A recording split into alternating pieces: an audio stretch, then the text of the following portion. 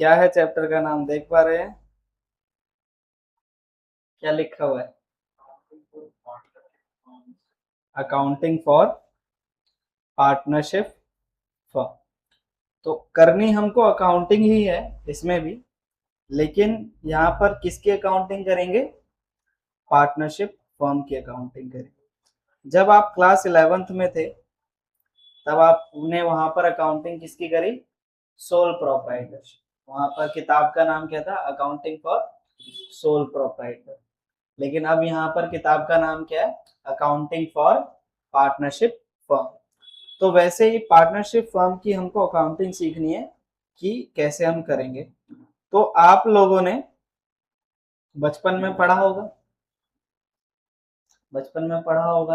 कि क्या कहते हैं,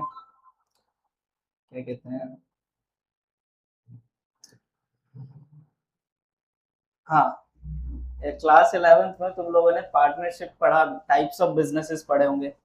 सोल प्रोप्राइटर होता है, पार्टनरशिप होता है, कंपनीज होता है ना। सोल प्रोप्राइटर में क्या होता है कि मालिक कौन होता है? सिंगल बंदा मालिक होता है वहां पर। पार्टनरशिप में क्या पढ़ा होगा कि यहाँ पर मालिक दो या दो से ज्यादा हो सकते हैं, ठीक है, जिनको पार्टनर कहा जाता है। फिर उसके बाद कंपनीज में पढ़ा, कंपनीज में कितने भी पार्टनर हो सकते हैं और उन पार्टनर को क्या कहा जाता है? शेयर होल्डर्स कहा जाता है, ठीक है। तो यहाँ पर हमको इस चैप्टर में ये पार्टनरशिप जो बुक है, 3 बुकें हैं तुम्हारे पास, कल भी मैंने बताया था यही चीज। 3 बुक है पार्टनरशिप। पहली है अकाउंटिंग फॉर पार्टनरशिप, यहाँ पे देख से देखो तो 3 बुक तुमको देखने को मिलेगी। पहली क्या है? अकाउंटिंग फॉर पार्टनरशिप, दूसरी है अकाउंटिंग फॉर कंपनीज, और तीसरी बुक है फाइनेंशियल स्टेटमेंट एनालिसिस करके तुम्हारी तीसरी बुक। तो 3 बुक हम पढ़ेंगे। तो पहली बुक के अंदर प्रॉपर पार्टनरशिप के बारे में दिया गया है कि पार्टनरशिप होता क्या है, ठीक है, उसके बेसिक्स बताए जाएंगे, पार्टनरशिप में प्रॉफिट कैसे निकालना है, सारा चीज हम यहाँ पर डिस्कस करेंगे। तो आज की क्लास में हमको देखो पढ़ना क्या है। तो कल मॉर्निंग में तो हमारे 2 टॉपिक ही कवर हो पाए, ये टॉपिक पहला और दूसरा टॉपिक कवर हो पाया, तो हम कोशिश करेंगे कि ये एटलीस्ट हमारा कवर हो जाए। तो पहले मैं तुम्हें थोड़ा सा चैप्टर का ओवरव्यू दे देता हूँ। तो ये जो चैप्टर है accounting for partnership fundamentals, fundamentals का मतलब क्या होता है? फंडामेंटल्स वर्ड की अगर मैं बात करूं, इसका मतलब क्या है? बेसिक्स। यहाँ पर आप पढ़ेंगे, क्या पढ़ेंगे? कि जो पार्टनरशिप की अकाउंटिंग हम करने वाले हैं उसके बेसिक्स को हम यहाँ पर डिस्कस करेंगे, ठीक है। तो चैप्टर का अगर मैं थोड़ा सा तुमको ओवरव्यू दूं, चैप्टर ओवरव्यू, ठीक है। तो क्लास 11th और क्लास 12th की हम बात कर रहे हैं यहाँ पर, क्लास 11th और यहाँ पर तुम्हारा क्लास 12th। तो क्लास 11th में तुमने अकाउंट्स के अंदर क्या पढ़ा? तुमने सोल प्रोप्राइटरशिप के बारे में पढ़ा कि भैया एक सिंगल मालिक होगा, ठीक है, वो बिजनेस करेगा और उसका सारा का सारा प्रॉफिट जो भी होगा वो घर लेके चला जाएगा, यही पढ़ा। तो सोल प्रोप्राइटरशिप में तुमने क्या पढ़ा कि पहले हम यहाँ पर क्या बनाएंगे?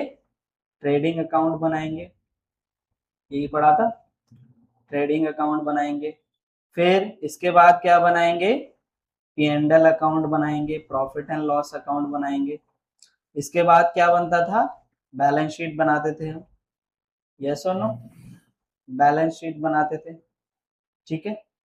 अब जब ट्रेडिंग अकाउंट बनाते थे तो ट्रेडिंग अकाउंट में से तुम क्या निकालते थे?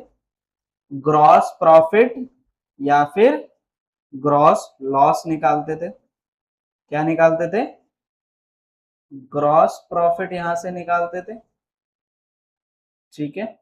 फिर इसको कहां लेके जाते थे? P&L में, और P&L से हम क्या निकालते थे? Net profit. क्या निकालते थे? नेट प्रॉफिट निकालते थे, ठीक है जी। अब फिर इसके बाद नेट प्रॉफिट निकालने के बाद हम क्या करते थे? हमने बनाई बैलेंस शीट, बैलेंस शीट में लायबिलिटी लिखा, एसेट्स लिखा, फिर यहाँ पर हमने कैपिटल लिखा और कैपिटल के अंदर हमने क्या ऐड कर दिया, ये जो हमारा नेट प्रॉफिट है ये हमने यहाँ पर आके ऐड कर दिया। ठीक है, फिर इसके बाद इस नेट प्रॉफिट को पार्टनर जो भी यहाँ पर मालिक होता था, ऑनर जो होता था, वो अपने घर पे लेके चला जाता था। ठीक है, ये आपने पढ़ा। अब यहाँ पर भी आपको यही पढ़ना है, लेकिन यहाँ पर देखो थोड़ा सा डिफरेंस क्या आ जाता है। जब आप अकाउंटिंग 12th क्लास में पार्टनरशिप में पढ़ रहे हैं, तो पार्टनरशिप में भी आप क्या पढ़ेंगे, जो आपने किया वही, लेकिन यहाँ पर क्या होंगे आपके पास, पार्टनरशिप पढ़ेंगे आप, पार्टनरशिप होगा। और पार्टनरशिप में कौन होता है, पार्टनर्स होते हैं भाई अलग अलग। ठीक है, पार्टनर्स होंगे। तो हम क्या करेंगे, अब ये जो नेट प्रॉफिट हम कमा रहे हैं ना, तो इस नेट प्रॉफिट को पार्टनर्स में बांटना, कैसे बांटा जाए। पहले तो भाई मालिक था, सिंगल मालिक था, वो अपने घर पे पैसे लेके चला जा रहा था, लेकिन यहाँ पर हम क्या सीखेंगे इस चैप्टर में, कि जो प्रॉफिट हमारा हो रहा है, नेट प्रॉफिट निकल के आ रहा है, उसको हम क्या करेंगे, पार्टनर्स के बीच में बांटेंगे, जिसको हम क्या बोलते हैं, एप्रोप्रिएशन ऑफ प्रॉफिट बोलते हैं, एप्रोप्रिएशन ऑफ प्रॉफिट। ठीक है, तो यहाँ पर आप प्रॉफिट को बांटेंगे। ठीक है, तो प्रॉफिट को बांटने के लिए आप यहाँ पर दो अकाउंट्स बनाते हैं मेनली। पहला अकाउंट क्या है, पी एंड एल एप्रोप्रिएशन, ये भी हम सीखेंगे कैसे बनाया जाता है, एप्रोप्रिएशन अकाउंट। और दूसरा हम बनाते हैं क्या, पार्टनर्स कैपिटल अकाउंट। ठीक है, पार्टनर्स कैपिटल अकाउंट। अब ये पार्टनर्स में ये एपिस्ट्रॉफी एस क्यों आया है, अगर तुमने इंग्लिश पढ़ी होगी तो इस एपिस्ट्रॉफी एस का मतलब क्या होता है, पार्टनरों का, क्या बोला, पार्टनर का अकाउंट यहाँ पर बनाएंगे। ठीक है जी, चलिए। सो ये हम पढ़ेंगे यहाँ पर। तो अब जो हमारा मेन चैप्टर है वो यहाँ से शुरू होता है। तो सबसे पहले हमें क्या जानना है कि पार्टनरशिप क्या होता है। तो पार्टनरशिप की मीनिंग की बात करें तो पार्टनरशिप की जो डेफिनेशन है वो आपको कहां पर दे रखी है, इंडियन पार्टनरशिप एक्ट 1932 के अंदर। कौन से एक्ट में, इंडियन पार्टनरशिप एक्ट 1932 के सेक्शन 4 में पार्टनरशिप की डेफिनेशन दे रखी है। अब भैया ये एक्ट क्या है, ये सेक्शन क्या है, थोड़ा सा बताना चाहूं, बताऊं क्या है।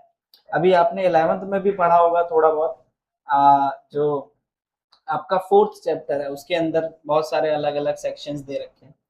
तो जब मैं भी 11th क्लास में था, 12th क्लास में था, मुझे नहीं समझ में आया ये सेक्शन क्या है, ये एक्ट क्या दे दिया भाई साहब। लेकिन जब मैंने सीए फाउंडेशन पढ़ाया तो उसके अंदर एक सब्जेक्ट आता है बिजनेस लॉ। तो बिजनेस लॉ के अंदर मुझे बताया गया कि भाई ये एक्ट क्या है, ये लॉ क्या है। तो इसको हम एक कहानी से समझते हैं।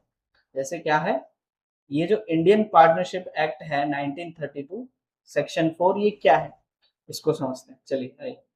तो ये हमारी एक कहानी है, कहानी के दो किरदार हैं हमारे पास।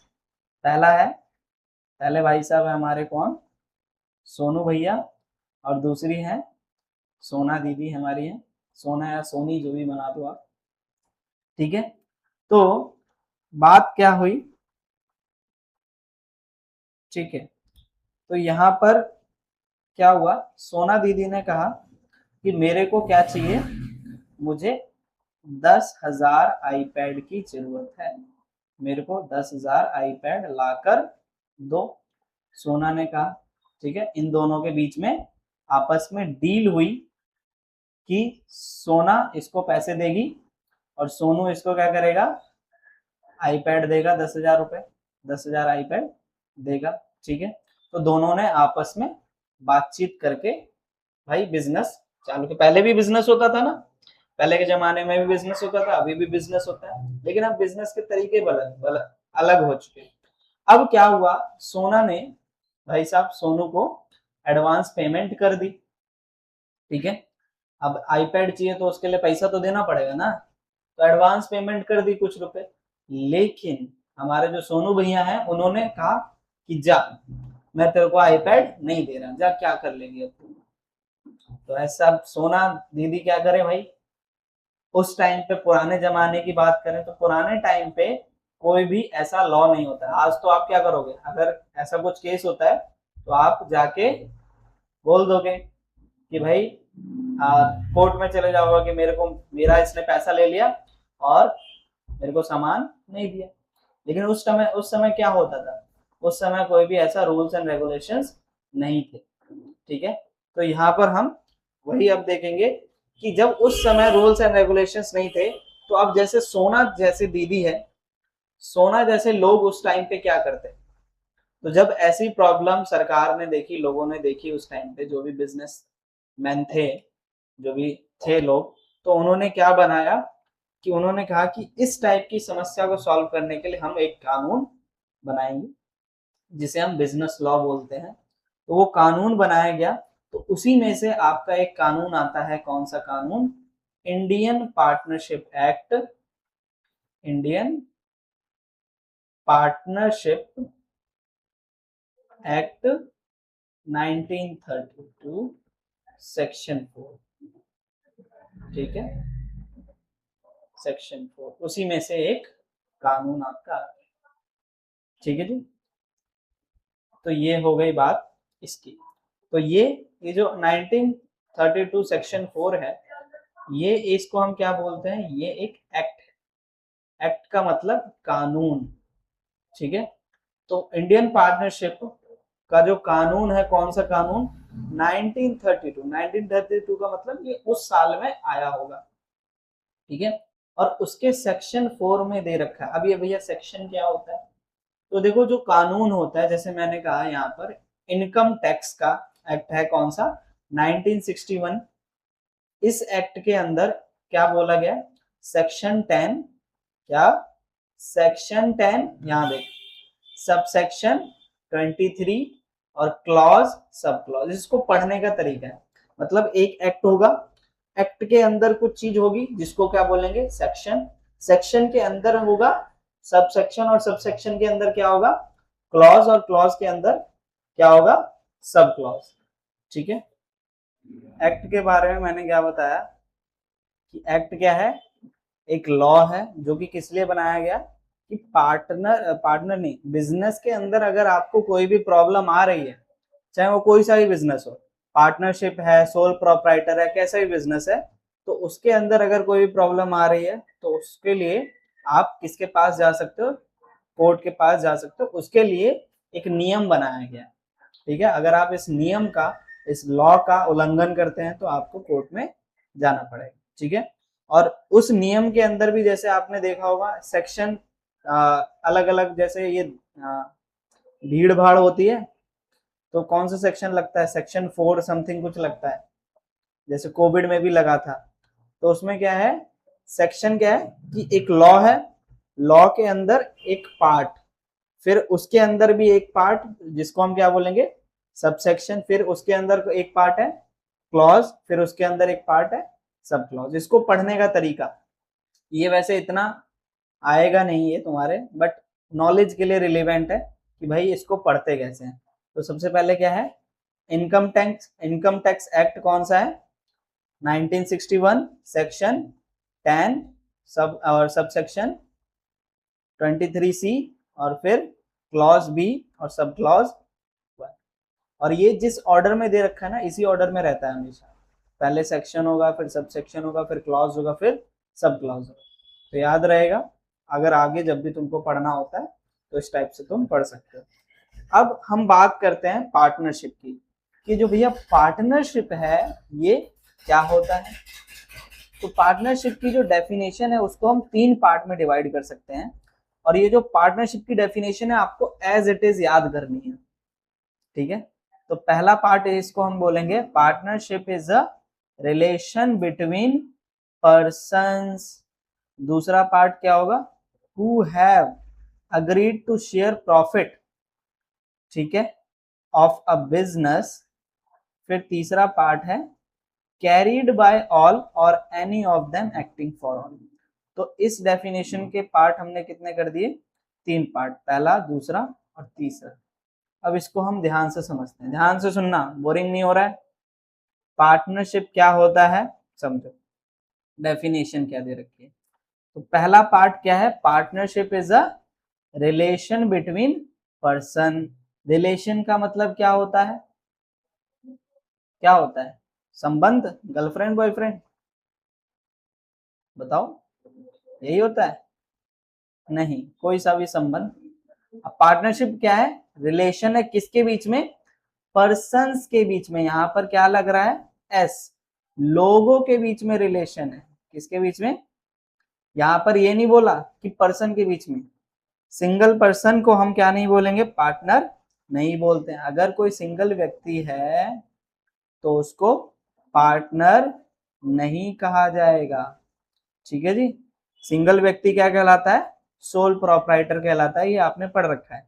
तो पार्टनरशिप के लिए क्या होने चाहिए, 2 लोग कम से कम होने चाहिए। कितने लोग होने चाहिए, कम से कम 2 पर्सन होने ही चाहिए, ठीक है। तो क्या पढ़ा, पहला पार्ट क्या पढ़ा हमने, पार्टनरशिप, बोलो क्या पढ़ा, partnership is the relationship between persons. अब पर्सन्स के बीच में रिलेशन है, अब ये लोग करेंगे क्या, इन लोगों ने अग्री किया है। दूसरा पार्ट देखो, दूसरा पार्ट क्या कह रहा है, who have agreed to share profit of the business.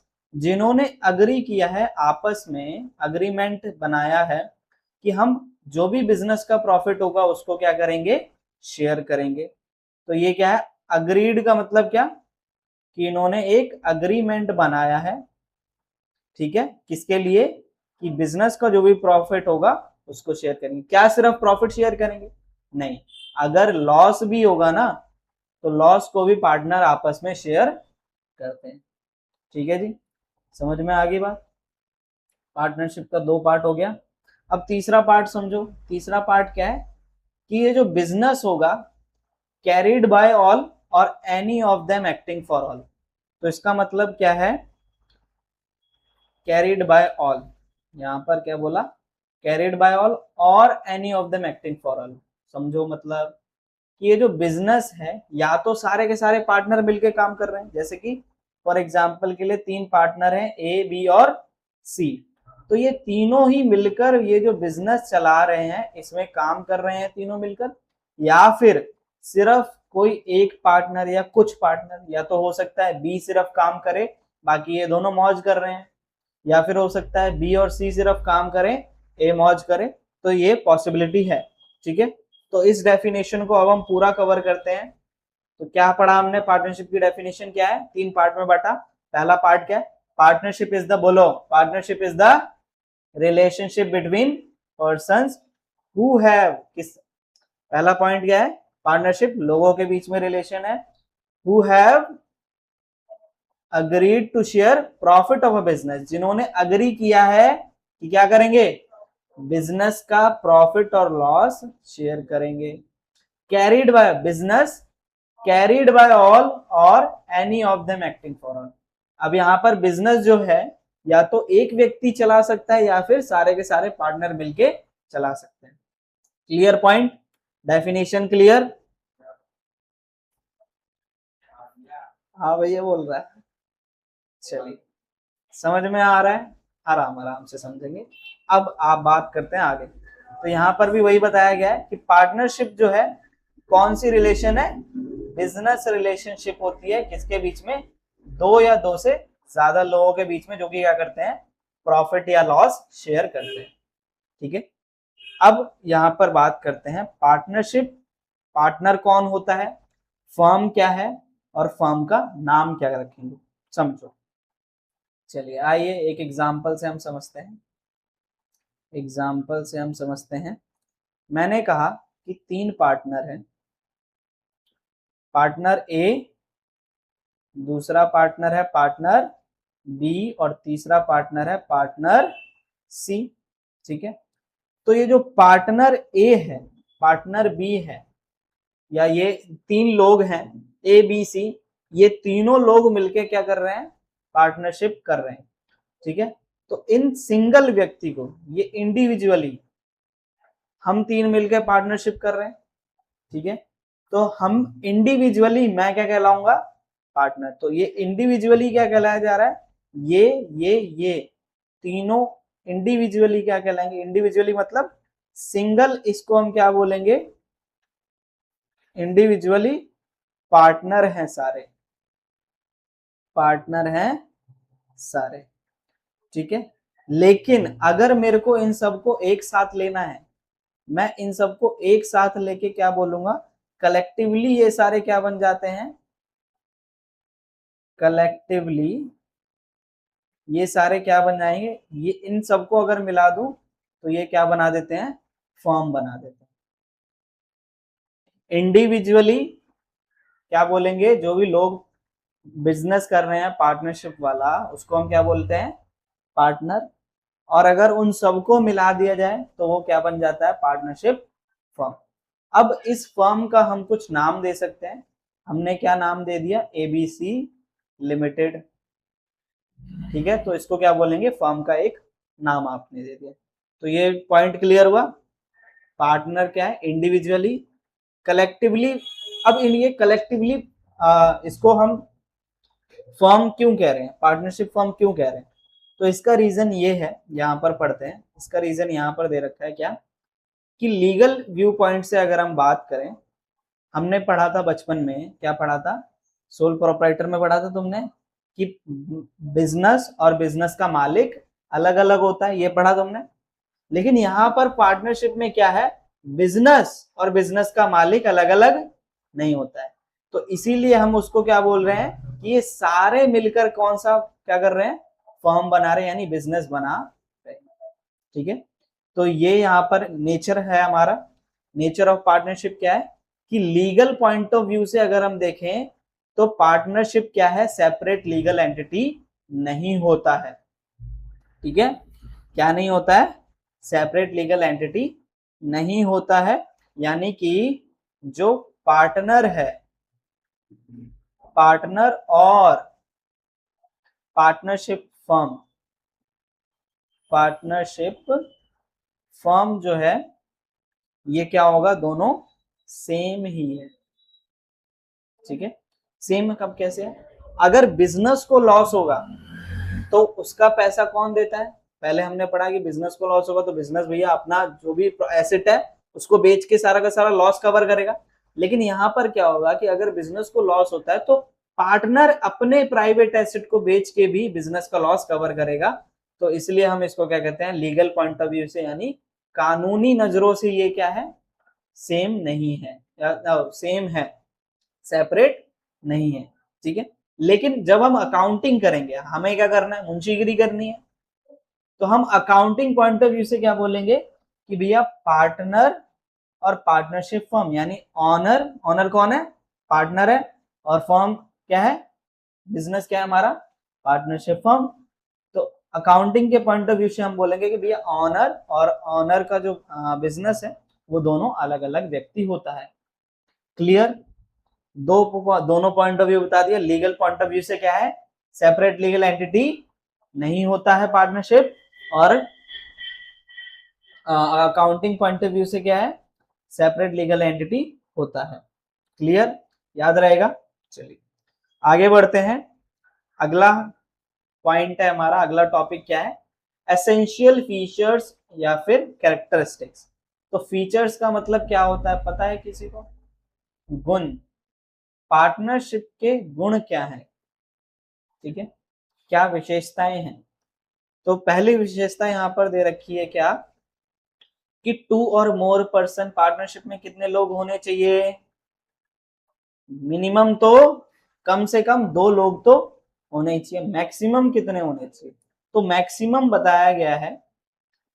एक आपका एक्ट आया था, कौन सा, कंपनीज एक्ट 2013, कौन सा एक्ट, कंपनीज एक्ट 2013 सेक्शन 464 में कहा गया कि मैक्सिमम पार्टनर कितने हो सकते हैं, 100 हो सकते हैं, ठीक है। 2013 में एक लॉ आया, उसमें कहा कि कितने मैक्सिमम पार्टनर हो सकते हैं, 100 हो सकते हैं। लेकिन फिर दोबारा सेंट्रल गवर्नमेंट ने कहा, जो सरकार है हमारी सेंट्रल गवर्नमेंट, उसने कहा कि नहीं हम इसको चेंज करेंगे। तो सरकार ने एक रूल लेकर आई।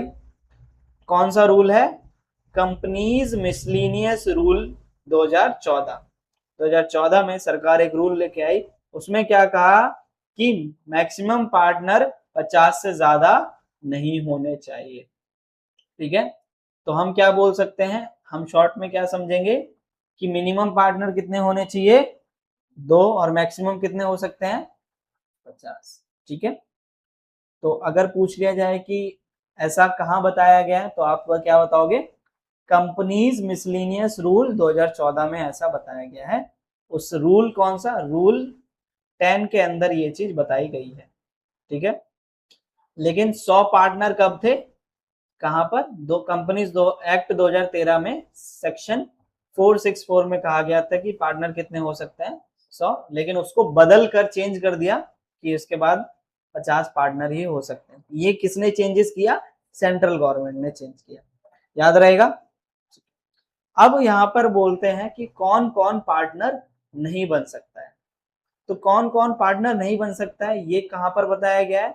इंडियन कॉन्ट्रैक्ट एक्ट 18 सारे नियम में दे रखे हैं। तो 1872 जो आपका कॉन्ट्रैक्ट एक्ट है, ठीक है, आप पढ़ेंगे जब आप 11th 12th के बाद ग्रेजुएशन करेंगे, वहां पर भी बिजनेस लॉ होता है, वहां पर आप पढ़ेंगे contract act, partnership act, LLP, sales act, ये सारे एक्ट आप पढ़ेंगे। वहां पर लॉ है, अलग अलग लॉ है ये सारे। तो कॉन्ट्रैक्ट एक्ट 1872 में कहा गया है कि हर व्यक्ति पार्टनर बन सकता है, किसको छोड़कर?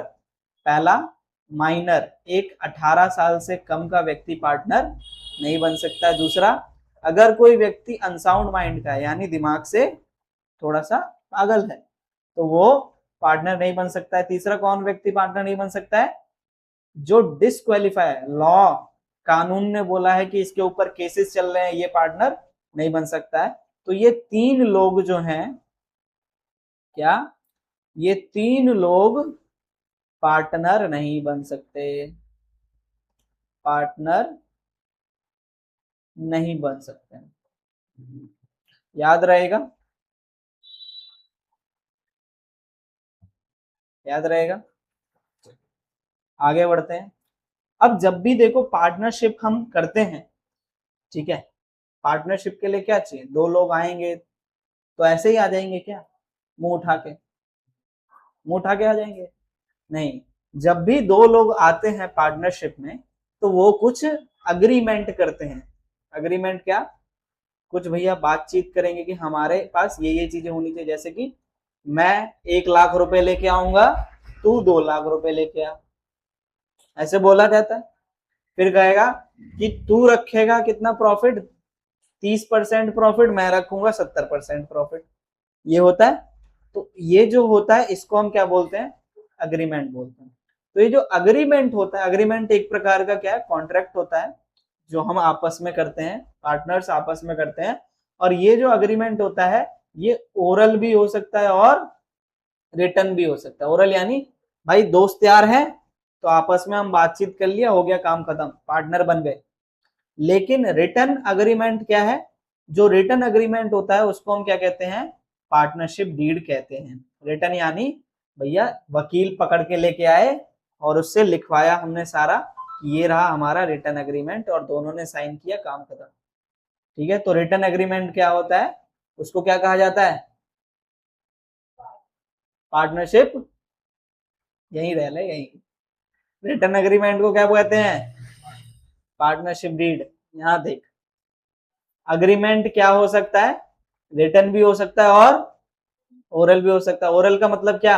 नॉर्मल बातचीत कर ली। और रिटर्न क्या है हमारे पास? कि लिखित में हमने सारी चीजें रखी है। अब रिटर्न अग्रीमेंट करने का इंपॉर्टेंस क्यों होता है? पार्टनरशिप डीड बनाने का इंपॉर्टेंस क्यों होता है? क्योंकि अगर मान लो फ्यूचर में हम दोनों में लड़ाई हो गई, या जितने भी पार्टनर हैं उनके बीच में लड़ाई हो गई, तो क्या करेंगे? किसके पास जाएंगे? अगर जैसे तुम लोगों ने देखा होगा चाचा ताऊ में लड़ाई हो जाती है, या दोस्त यार में लड़ाई हो जाती है, ऐसे ही किसी भी चीज को लेकर, तो अगर तुमने रिटर्न में चीजें कर रखी हैं तो तुम उसके ऊपर केस वगैरह कर सकते हो, लेकिन अगर रिटर्न में चीजें नहीं है तो क्या कर लोगे? कुछ नहीं। बातचीत हुई थी हमारी ऐसे ही, वो तो मुकर गया, जैसे हमारी ये सोना और सोनू दीदी के साथ, सोनू और सोना के केस में हुआ है ना। तो इसलिए रिटर्न एग्रीमेंट होना जरूरी होता है, कंपलसरी नहीं है लेकिन करना चाहिए। ठीक। अब इसके बाद पार्टनरशिप का अगला पॉइंट है, भैया बिजनेस कैसा होना चाहिए आपका? लॉफुल होना चाहिए। ऐसा नहीं है कि पार्टनरशिप में बिजनेस कर रहे हैं भैया गांजा बेच रहे हैं, तो लॉफुल, जो सरकार ने, जो कानून ने बिजनेस अलाउ किया है वो बिजनेस आपको करना चाहिए। ठीक है। अब यहाँ पर एक पॉइंट और आता है, क्या है point? Mere co-ownership of a property does not amount to partnership. इसका मतलब यहां पर हम डायग्राम से समझते हैं कि अगर दो लोगों ने मिलके या दो तीन जितने भी लोगों ने मिलके एक प्रॉपर्टी खरीदी, जैसे हमारे पास दो लोग कौन है, पीयूष और यश, पीयूष और यश, ये हमारे पास दो लोग हैं। इन दोनों ने मिलके ये जो पीछे प्रॉपर्टी आपको दिख रही है ये प्रॉपर्टी खरीदी, तो ये दोनों इसके मालिक कहलाएंगे। क्या कहलाएंगे? ज्वाइंट ऑनर कहलाएंगे, ना कि पार्टनर कहलाएंगे। तो मेयर को ऑनरशिप ऑफ अ प्रॉपर्टी, अगर किसी प्रॉपर्टी के मेयर को ऑनर यानी ज्वाइंट ऑनर है उसको मेयर को ऑनर बोलेंगे। ठीक है, उसको प्रॉपर्टी का मालिक बोलेंगे, उसको पार्टनर नहीं बोलेंगे। यश और पीयूष यहाँ पर पार्टनर नहीं है, यहाँ पर क्या है, मालिक है। लेकिन सेकंड वाला केस देखो कि अगर इन दोनों का काम है, इन दोनों का बिजनेस क्या है कि हम जो है प्रॉपर्टी डीलर, जानते हो कि हम क्या करते हैं, हमारा काम ही है प्रॉपर्टी खरीदना और बेचना। हम प्रॉपर्टी खरीदेंगे बेचेंगे, खरीदेंगे बेचेंगे, तब हम इसको क्या बोलेंगे कि ये दोनों पार्टनर हैं। तो पार्टनर होने के लिए आपको क्या चाहिए? बिजनेस चाहिए, कुछ ना कुछ बिजनेस होना चाहिए तो ही पार्टनरशिप होगा। Point clear? अगला पॉइंट देखते हैं, प्रॉफिट शेयरिंग। तो जब पार्टनर बन रहे हैं तो क्या पर्पस होता है पार्टनरशिप करने का? भैया प्रॉफिट शेयर करेंगे, और क्या करेंगे? तो प्रॉफिट शेयर करना हमारा क्या होता है, मोटिव होता है। अब कंपलसरी नहीं है, क्या ही प्रॉफिट ही शेयर करोगे? नहीं, लॉस भी शेयर किया जाता है। तो यहाँ पर एक पॉइंट क्या लिखा हुआ है, देखो पढ़ो, it is not essential for all partner must share loss. ये जरूरी नहीं है कि सारे के सारे पार्टनर लॉस शेयर करें, प्रॉफिट सबको मिलेगा लेकिन लॉस सारे के सारे पार्टनर, कंपलसरी नहीं है कि सारे के सारे पार्टनर लॉस भी शेयर करें। ठीक है, तो ये आपका बताया गया है। ठीक है, हो सकता है जैसे कि यहाँ पर देख लेते हैं, जैसे मान लो तीन पार्टनर है ए और बी और सी, तो हो सकता है कि सारे के सारे पार्टनर लॉस शेयर कर रहे हैं, या फिर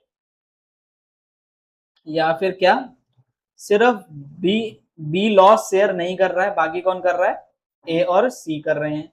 या फिर क्या हो सकता है कि सी लॉस शेयर कर रहा है, बी, ए और बी नहीं कर रहे हैं, या कुछ भी हो सकता है। तो कंपलसरी नहीं है ऐसा कि लॉस सारे के सारे पार्टनर शेयर करें। ठीक है, लेकिन प्रॉफिट सबको मिलेगा। ठीक है, अगला पॉइंट और लास्ट पॉइंट है, यहाँ पर क्या बोला जा रहा है, यहाँ पर वही जो हमने पढ़ा था पार्टनरशिप की डेफिनेशन में, business can be carried by all or any of them acting for all. या तो ये जो तीन पार्टनर है ए बी सी, तीनों मिलके बिजनेस कर सकते हैं, या फिर इनमें से कोई एक यानी बी कर रहा है बिजनेस, या फिर ए कर रहा है सिर्फ, या फिर ए और बी कर रहे हैं सी नहीं कर रहा है, कुछ भी हो सकता है, सारे के सारे बिजनेस कर सकते हैं या उनमें से कोई एक भी कर सकता है। ठीक है, अब यहाँ पर एक वर्ड आता है कि पार्टनर एजेंट भी होता है और पार्टनर प्रिंसिपल भी होता है। तो ये एजेंट और प्रिंसिपल की जो कहानी है वो यहाँ पर समझो। जैसे यहाँ पर हमने क्या देख रहे हैं, हमारे पास तीन पार्टनर है। कितने पार्टनर है? तीन पार्टनर है। पार्टनर, पहला पार्टनर क्या है, आर्यन फाउंडर ए है, दूसरा है नेहा फाउंडर बी, और तीसरा है राज भाई। सब हमारे तीनों ही पार्टनर है। अब क्या हुआ, एज अ एजेंट समझते हैं। तो पार्टनर एजेंट है कैसे, देखो आर्यन ने एक क्लाइंट से डील पक्की करी। भैया क्लाइंट तो चाहिए ना, बिजनेस कर रहे हो तो कोई ना कोई आपको कस्टमर चाहिए। तो एक क्लाइंट से डील पक्की करी, तो ये जो डील होगी इन दोनों नेहा और राज को भी माननी पड़ेगी। जो भी वो डील करके आए, ये भाई साहब डील करके आए, तो इन दोनों को मानना पड़ेगा, ठीक है। इसलिए अब ये भाई साहब क्या कर रहे हैं, ये एज अ एजेंट काम कर रहे हैं। जैसे शादी करवाने वाले होते हैं, शादी करवाने वाले को क्या बोलते हैं, एजेंट बोला जाता है। तो वो लड़का और लड़की की तरफ से क्या कर रहा है, शादी करवा रहा है। तो वैसे ही यहाँ पर क्या हुआ, ये वाले जो भाई साहब हैं इन दोनों की तरफ से क्लाइंट से डील कर रहे हैं, तो क्या होगा, ये दोनों डील फाइनल हो जाएगी तो इन दोनों को मानना पड़ेगा, ये बाद में मूव करेंगे, ठीक है। अब एज अ प्रिंसिपल का मतलब क्या है समझो। अब ये नेहा दीदी हैं, नेहा दीदी ने टीम हायर करी। अब भैया बिजनेस चला रहे हो, कंपनी चला रहे हो, तो आपको लोग चाहिए, लोग आपने हायर किए, तो जब लोग हायर किए तो सबको सैलरी देनी होगी, ठीक है। अब ऐसा अगर बोल दिया जाए सबको सैलरी देनी होगी, तो ये दोनों अग्री करेंगे, ये दोनों भी सैलरी देंगे। ऐसा नहीं है कि नेहा ने अगर बोल दिया कि मैं नेहा ने कोई चीज करी तो ये दोनों नहीं मान रहे हैं, तो ये चीज नहीं होगी, इन दोनों को भी क्या होगा, मानना पड़ेगा। तो पार्टनर क्या है, एजेंट भी होता है और प्रिंसिपल भी होता है। एजेंट का मतलब समझ लो यहाँ पर क्या कहा जा रहा है, एजेंट का मतलब क्या है, रिप्रेजेंट अदर पार्टनर, यानी ये जो भी पार्टनर होगा, सारे के सारे पार्टनर एजेंट है, सारे के सारे पार्टनर प्रिंसिपल भी है। एजेंट का मतलब कि भैया मैं किसी मैं क्या कर रहा हूं, मेरे जितने भी पार्टनर हैं, ठीक है, उन सबको मैं रिप्रेजेंट कर रहा हूं, उसको बोलते हैं एजेंट, ठीक है। और मैं कुछ भी अगर करूंगा तो मेरे जितने भी पार्टनर है उन सबको वो चीज माननी पड़ेगी, मैं जो भी काम करूं बिजनेस से रिलेटेड, ठीक है। अब एज अ प्रिंसिपल क्या है कि मैं कानून के द्वारा बाउंड हूं, कानून ने ये बोला है कि अगर मैं कुछ भी करता हूं तो मेरे जितने भी पार्टनर है सबको मेरी बात माननी पड़ेगी। तो एज अ एजेंट और एज अ पार्टनर क्या एजेंट भी होता है और प्रिंसिपल भी होता है। इसी चीज को हम क्या बोलते हैं, म्यूचुअल एजेंसी बोलते हैं। इसको क्या बोला जाता है, म्यूचुअल एजेंसी, यानी पार्टनर एजेंट भी होता है और प्रिंसिपल भी होता है। इस चीज को क्या कहा जाता है, म्यूचुअल एजेंसी। समझ में आया, नहीं अभी इतना ही रहने देते हैं, इसको हम रिवाइज कर लेते हैं जो अभी हमने पढ़ा। चलो समझो एक बारी दोबारा से। तो ये मैं चैप्टर का ओवरव्यू नहीं दूंगा, मैं डायरेक्ट डेफिनेशन पे आता हूं। तो हमने पहले पार्टनरशिप की डेफिनेशन पढ़ी। पार्टनरशिप की डेफिनेशन के बारे में कहा हमको दिया गया है, इंडियन पार्टनरशिप एक्ट 1932 सेक्शन 4 के अंदर पार्टनरशिप की डेफिनेशन दी है। उसमें क्या कहा गया है, partnership is the relation between persons. Partnership क्या है, लोगों के बीच में रिलेशन है, who have agreed to share profit of a business, जिन्होंने अग्री किया है, जिन्होंने अग्रीमेंट किया है कि हम बिजनेस के प्रॉफिट को शेयर करेंगे। और क्या होगा, business carried by all or any of them acting for all. अब क्या होगा, या तो बिजनेस सारे के सारे मिलके चला रहे हैं, या फिर कोई एक पार्टनर, या फिर कोई भी एक उन मिलके चला रहा है, ठीक है। तो ये हो गई पार्टनरशिप की डेफिनेशन। इसके बाद हमने क्या पढ़ा, इसके बाद हमने पढ़ा कि हर व्यक्ति जो भी पार्टनरशिप के बिजनेस में आता है और जो मालिक होता है, तो पार्टनरशिप के हर मालिक को हम क्या बोलते हैं, पार्टनर बोलते हैं, ठीक है। और सारे के सारे पार्टनर मिलके क्या बनाते हैं, पार्टनरशिप फर्म बनाते हैं, और उस फर्म का हम कोई नाम दे देते हैं, ठीक है। इसके बाद लीगल व्यू पॉइंट से पार्टनरशिप क्या है, सेपरेट लीगल एंटिटी नहीं है, यानी कि मालिक और बिजनेस दोनों सेम है, पार्टनर और पार्टनरशिप सेम है। लेकिन अकाउंटिंग व्यू पॉइंट से अगर हम देखें तो मालिक और बिजनेस दोनों अलग अलग है। तो लीगल व्यू पॉइंट से ऐसा क्यों है, क्योंकि अगर कोई भी लॉस होता है बिजनेस को, तो पार्टनर अपने प्राइवेट प्रॉपर्टी बेचकर भी लॉस को कवर करेगा। तो इसलिए यहां पर क्या है, सेपरेट लीगल एंटिटी नहीं होता है। क्लियर। इसके बाद हमने क्या पढ़ा, फीचर्स ऑफ पार्टनरशिप। तो पहला फीचर क्या पड़ा, 2 और मोर, कितने मिनिमम पार्टनर कितने होने चाहिए, मैक्सिमम 50। तो मैक्सिमम 50 पार्टनर कहां बताया गया है, रूल 10 कंपनीज 2000 मिसलिनियस रूल 2014 के अंदर बताया गया है। और कौन कौन पार्टनर नहीं बन सकता है, माइनर, 18 साल से कम का व्यक्ति, और बोलो तीसरा डिस्क्वालीफाई बाय लॉ, अगर कोई व्यक्ति को कानून ने मना कर दिया है तो वो पार्टनर नहीं बनेगा। अगला मैंने क्या बताया, भैया जब पार्टनरशिप करते हैं तो हम क्या करते हैं, एक अग्रीमेंट कॉन्ट्रैक्ट करते हैं आपस में।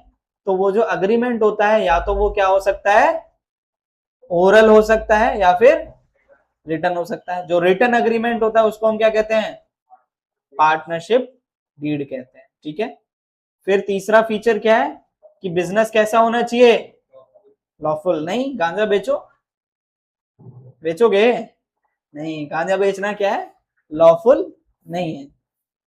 ठीक है, इसके बाद क्या पड़ा, mayor co-ownership of a property, यानी अगर किसी प्रॉपर्टी के 2 मालिक हैं, 2 से ज्यादा मालिक हैं, तो वो सारे मालिक कहलाएंगे, ना कि पार्टनर। पार्टनर के लिए क्या होना चाहिए, उनका बिजनेस होना चाहिए। अगर बिजनेस होगा तभी पार्टनर कहलाएंगे, अदरवाइज नहीं कहलाएंगे। ठीक है, फिर इसके बाद हमने क्या पढ़ा, प्रॉफिट शेयरिंग रेशियो, यानी प्रॉफिट शेयरिंग क्या, कि जब हम पार्टनरशिप क्यों कर रहे हैं, प्रॉफिट कमाने के लिए कर रहे हैं ना, तो सारे के सारे पार्टनर प्रॉफिट और लॉस शेयर करेंगे। कंपलसरी नहीं है कि सारे पार्टनर लॉस शेयर करें, लेकिन प्रॉफिट तो शेयर सारे ही करेंगे। फिर उसके बाद क्या पढ़ा, बिजनेस जो है या तो एक पार्टनर कर सकता है या फिर सारे के सारे मिलके बिजनेस चला सकते हैं। और पार्टनर क्या होता है, एजेंट भी होता है और प्रिंसिपल भी होता है। ठीक है, और एजेंट क्या होता है, एजेंट का मतलब क्या है कि अगर कोई भी पार्टनर कुछ भी कर रहा है तो वो सारे पार्टनर को मानना पड़ेगा। प्रिंसिपल में भी यही चीज है, अगर कुछ भी कर रहा है पार्टनर तो सबको मानना पड़ेगा। इसी चीज को हम क्या कहते हैं, म्यूचुअल एजेंसी कहते हैं। तो याद रखना, ठीक है जी, यहां तक बात क्लियर। तो आपको ये याद रखना है, कल हम पढ़ेंगे नेक्स्ट क्लास में राइट्स ऑफ पार्टनर। हमारे पास क्या क्या टॉपिक हैं, तो नेक्स्ट क्लास में मैं कोशिश करूंगा कि थ्योरी जितनी भी है वो सारी पढ़ा।